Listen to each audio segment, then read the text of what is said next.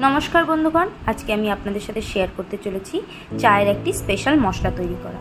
आमरा हाईवेर धारे जेई चा खेये थाकि सेई चायेर सिक्रेट आज आपनादेर साथे शेयर करब। ताई जारा एखोनो आमार चैनल सबस्क्राइब करोनि तारा एखोनो गिये चैनलटी सबस्क्राइब करे नाओ। एई चा पाउडारटी तैरिर जोन्नो प्रथमेई किछु तुलसी पाताके परिष्कार करे धुए शुकनो करे निते हबे।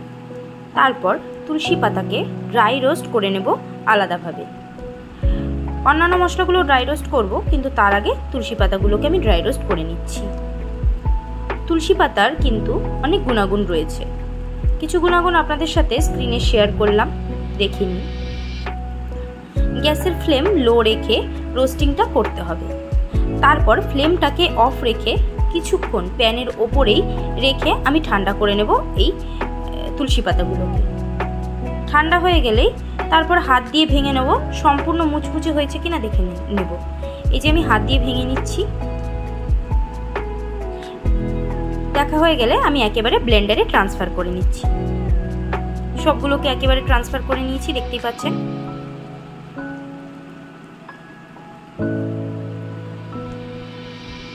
এবার আমি একই প্যানে কিছু নিয়ে নিচ্ছি ছোট এলাচ, 12 থেকে 15টা লবঙ্গ, একটুখানি দারচিনি নিয়ে নিচ্ছি, একটা বড় এলাচ, আর লাস্টে নেব 1 চা চামচ মৌরি।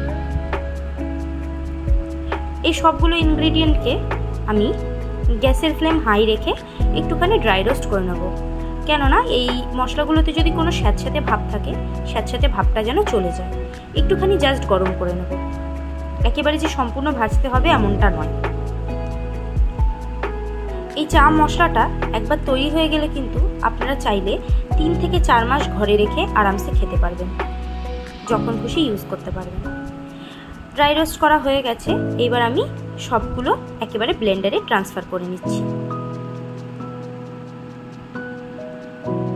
ব্লেন্ডারে ট্রান্সফার করে নিয়ে কিছুক্ষণ পর ঠান্ডা হলে আমি এটাকে ব্লেন্ড করে নিচ্ছি অর্ধেকটা। পুরোটা ব্লেন্ড আমি প্রথমেই করিনি।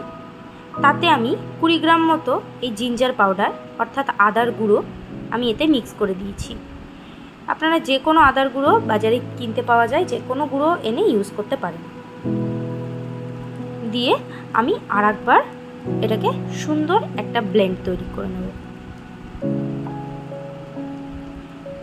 সবগুলো দিয়ে একসাথে ব্লেন্ড করতে দেখুন কতটা মিহি হয়েছে, একদম ফাইন হয়ে গেছে আমাদের চা পাউডার রেডি।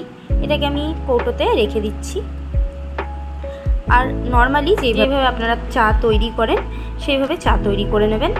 একই সাথে যে চা আপনারা ইউজ করেন, যে পরিমাণে চিনি খান, একই রকমভাবে চা বানাবেন, কিন্তু নামানোর কিছুক্ষণ আগে অবশ্যই এই চা পাউডারটা দিয়ে নেবেন।